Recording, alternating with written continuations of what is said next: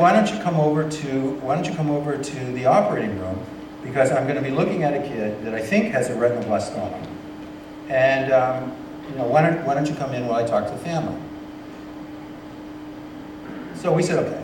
So Magnus Nordenskjöld and I went into the operating room, gowned up, yada yada yada. Went into the operating room, and there in the operating room was the ophthalmologist, this little boy who was about 2.5 or so years old, active, running all around. And the mother, who was in typical Swedish garb. So she had a hairy sweater, clogs on her feet, and she was talking to the ophthalmologist. And the ophthalmologist said, we're going to take him in, we're going to put him under anesthesia, and if he has a tumor in his eyes, we're going to have to remove it. Is that okay?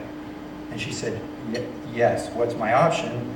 He said, you don't have an option. It's either this, or we save his life, or we don't. And she said, okay, do it. So we sat out there. They brought him into the operating room. We went into the operating room, and we looked through the ophthalmoscope on his eyes. He was under anesthesia, and you could see the masses in his eyes. So we went back out into the recovery room. They brought him out.